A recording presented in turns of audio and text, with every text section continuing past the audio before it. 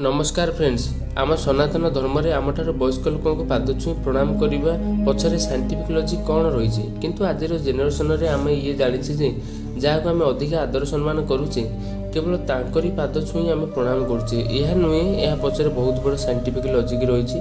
तो चलते फ्रेंड्स आज जानिबा आम सनातन धर्म रे हजार हजार वर्ष धरी ए प्रथा चली आसुची केजाणी एमिति केते प्रथा अच्छी जहाँ आज जाए चली आसुची किंतु आजिकल मॉडर्न जुग में यह पछरे विज्ञान प्राय लुप्त हो गलानी। जेतेबेले बहु पूर्व समय गुरुकुल आश्रम रही सेतेबेले शिष्य गुरु पाखक शिक्षा ग्रहण करने जाऊला से प्रथमे तांको गुरुଙ୍କ पाद वंदना करुथिले।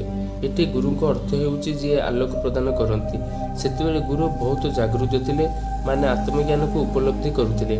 आजिकल गुरुଙ୍କ भलिया नुहति जे केवल गुरुଙ୍କ नाम रे व्यापार करती। सेतेबेले सब गुरुଙ୍କ पाखरे गोटे पॉजिटिव एनर्जी रहउतिला।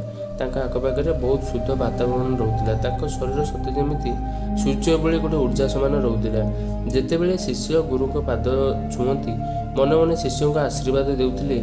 आशीर्वाद भी गोटे शैली रहउतिला। जेतेबेले गुरु आशीर्वाद देउथिले सेतेबेले से शिष्य मस्तक ऊपर हाथ रखी माने देउथिले। सेतेबेले एमती होइताय कि आम शरीर जो पॉजिटिव एनर्जी रही थाए से समय आम हाथ माध्यम दे बाहरी थाए। जमीक आप जानी कौन एनर्जी बाहर गोटे गोजिया बा मुनिया जिनिस द्वारा बाहरी थाए। से आम हाथ में जो फिंगर्स गुड़ा रही से नख माध्यम दे एनर्जी बाहरी थाए। तापर से एनर्जी शिष्यर मस्तक दे शरीर को प्रवेश करें जहाँफल शिष्यर मन शुद्ध हो जाए। जमीक आम महाभारत रामायण सीरियल माध्यम देखी था भगवान होता बा गुरु होता जितेबले आशीर्वाद दिखती से हाथ गोटे शक्ति किरण बाहरी थाए। से आम सनातन धर्म रे पाद छुई प्रणाम कर प्रथा रही जहाँकि आज मॉडर्न जुगरे यही विज्ञान रहस्य को जानी ना। आज से ही सब जिनस को सापर बाड़ी भली पिटी चली। आम ये कहूने कि पाद छुईबा अनुचित बोली। जदि आपण पिला माने आपण को कहती बापा पाद कहीं छुआ जाए ताकू ये कहवाक चेष्टा करूँ आउ यह पचर साइंस कहतु कहीं आजिकल वैज्ञानिक मानसिकता रखिथिबा मनीष तांको विज्ञान भाषा बुझेबा दरकार। द्वितीय प्रश्न, जेतेबेले आमे ध्यान करिताउ आमको काहेकि निद आसीथाए। देखो ये एक फिजिक प्रोब्लेम। जेतेबेले आमे ध्यान करबा आरंभ करिताउ सेतेबेले आमे प्रथम स्टार्टिंग करिताउ माने नुआ नुआ करबा समय रे ये बेले बेले निद आसीथाए। जेतेबेले आपण ध्यान करबा समय धीरे धीरे बढ़ेबे सेतेबेले आपनकर निद आसीबा समस्या सॉल्व हो जाइथाए। जदि यहाँ पर ये प्रोब्लेम सॉल्व हो न थाए देखो आपड़ जितेबाला ध्यान करने को जाऊँगी आपड़ ये भावतुनि जे आपड़ ध्यान करने को जाऊँगी यार यही अर्थ है जे आपड़ किछि करने जाऊँगी।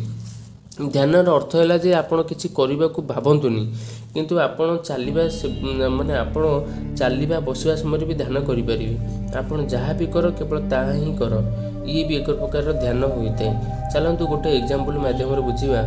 मानव आपण कौन घर झरका पाखरे छिड़ा होती दूर से किसी गछ को देखुंट आपण केबे नोटिस करछंती आपण केवल से गछ को ही देखुंट कौन भी ऑब्जेक्ट आसुना केवल से गछ को छाड़ी से समय आपण माइंड रे बहुत सारा काम भी चलू थाए। जमती आपण से गछ को देखुंट विचार कर से गछ को देखिकी भावुं जे एमती गछ आम गाँव में थिला से गछ 100 वर्षर पुराना थिला से गछ मूल गोटे साप भी रहुला। यही प्रकार विचार आपण मन मध्य चलुव अटकिबार ना भी धरु नथिबो। यह को तो आम ध्यान कहीपर ना। आपण केवल गछ को देखुं माने केवल गछ को ही देखिए दरकार। से ही गछरे एमती विधि जाओ जे से गछ को ही अनुभव करने को लगे। आपण को आखि आ मन गोटे कैमेरा भली हवा दरकार। सेतेबेले कैमेरा फोकस करिथाए जेतेबेले कैमेरा गोटे फोकस करिथाए कोनोसी ऑब्जेक्ट ऊपर बाकी सब ब्लोर हो जाइए पूरा सही प्रकार आमर साथ होइथाए।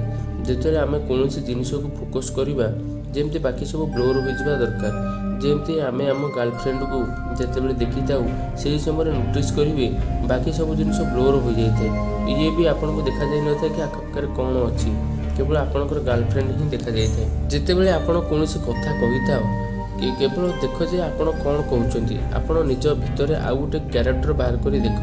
जदि आपन को भोक लगुच ताले कह कि या भोक लगुच ये कहतनी कि मत भोक लगुच आपण आपण चेतना ये दुईटा अलग अलग होते।